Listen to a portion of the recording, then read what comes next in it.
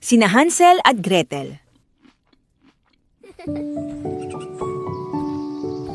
Noong unang panahon, may isang manggangahoy na may 2 anak, sina Hansel at Gretel.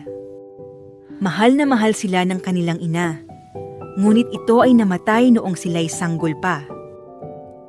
Inakala ng kanilang ama na mapapabuti ang kanilang buhay nang siya'y mag-asawang muli, ngunit nagkamali siya. Mahirap lamang ang mangangahoy. Kaunti lamang ang trabaho at dumaranas pa sila ng matinding kahirapan. Halos wala siyang kinikita sa hirap ng buhay, kaya madalas ay nagugutom ang mga bata. Ngunit hindi kailanman nagreklamo sina Hansel at Gretel. Alam nila kung gaano sila kamahal ng kanilang ama. Ngunit ang kanilang madrasta ay napakalupit. Pinahihirapan niya sina Hansel at Gretel. Hindi pinapayagang kumain ang mga bata. Hanggat hindi pa nauubos ng madrasta ang lahat ng gusto niya sa hapag. Kadalasan, matigas na tinapay na lamang ang natitira para sa kanila. At buong araw silang pinagtatrabaho sa mabibigat na gawain. Isang tahimik na gabi, nagreklamo ang madrasta tungkol sa kakaunting kinikita ng mangangahoy. Masyadong malakas kumain ang mga anak mo. Dapat sa kagubatan na lang sila manirahan. Pero kapag ginawa ko yon, kakainin sila ng mga lobo. At kung hindi mo gagawin, mamamatay tayong lahat sa gutom. May dapat gawin. Hindi nila alam, narinig ni Hansel ang lahat ng sinabi ng madrasta. Nang gabing iyon, palihim siyang lumabas at namulot ng maliliit na puting bato.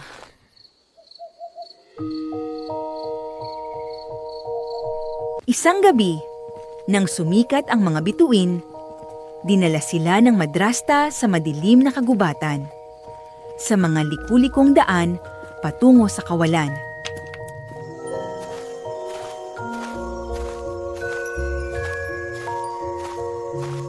Sinabi ng madrasta na kukuha lamang siya ng panggatong kaya't huwag silang aalis. Ngunit ang madrasta, pabalik na sa kanilang tahanan at tuluyang iniwan ang mga bata. Di nagtagal, narinig nila ang alulong ng mga lobo at nanginig sila sa takot.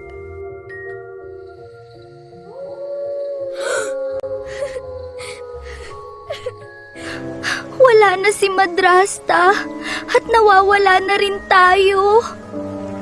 Huwag ka nang umiyak, Gretel. Naglagay ako ng puting bato sa daan para makauwi tayo. Ipinakita ni Hansel ang mga kumikislap na bato. At doon, sa ilalim ng liwanag ng mga bituin, sinundan ni na Hansel at Gretel ang makinang na bakas ng mga puting bato.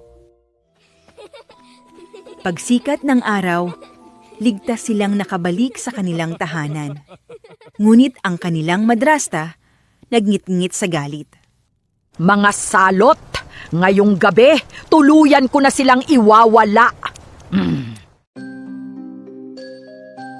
Kinagabihan, muli silang dinala ng madrasta sa mas malalim na bahagi ng kagubatan.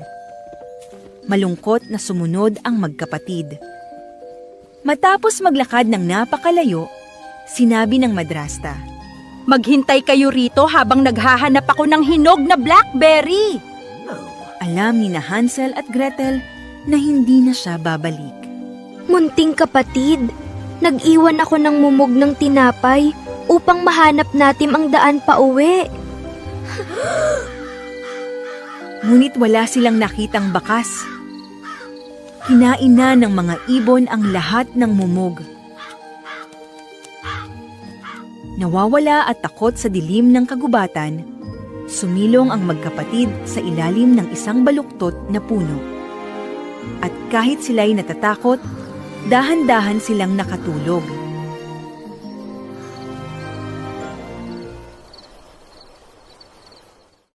Paggising nila kinabukasan, nakaramdam sila ng gutom. Naglakad sila ng mas malalim sa kagubatan, hanggang sa biglang lumiwanag ang kanilang mga mukha sa tuwa. Nang makita nila ang isang napakagandang bahay na yari sa gingerbread at matatamis na candy. Sa sobrang tuwa, tumakbo sila patungo sa bahay at nagsimulang kumain ng matatamis na candy mula sa dingding nito. Isang mabait na lola ang lumabas mula sa candy house. Magandang umaga, mga bata. Inimbitahan niya ang magkapatid na magpainit sa loob ng bahay. Masayang pumasok ang magkapatid. Napuno ang hangin ng matamis na amoy ng caramel at vanilla. Pinakain sila ng matandang babae hanggang mabusog sila. Sa candy house, nakaramdam sila ng kaligtasan. Ngunit may itinatagong kakilakilabot na lihim ang matandang babae. Isa pala siyang mangkukulam na nanghuhuli ng mga bata upang kainin. Ikaw, babae, magaging katulumita. At ikaw naman, batang lalaki, patatabilin ita upang maging masarap kainan. Ikinulong ng witch si Hansel sa hawla, habang si Gretel naman ay pinilit magluto, maglinis at magtrabaho buong araw. Pinapakain si Hansel upang tumaba, habang si Gretel ay pagod na sa walang katapusang gawain. Tuwing tinitingnan ng witch kung tumataba na si Hansel, buto ng manok ang kanyang ipinapahawak. Mahina ang paningin ng mangkukulam, kaya naniwala itong payat pa rin si Hansel. Lumipas ang maraming araw sa bahay candy, at nawala ng pasensya ang masamang mangkukulam. Ngayon, lulutitan ko na siya kahit ano pa ang mangyari.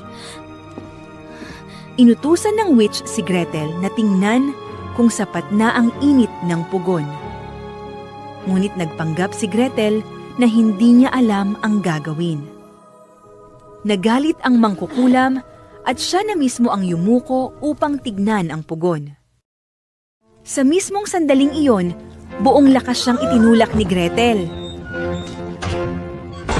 Nahulog ang mangkukulam sa pugon at tuluyan ng naglaho. Mahigpit na nagyakapan sina Hansel at Gretel. Sa loob ng candy house, natuklasan nila ang isang silid na puno ng ginto at kayamanan.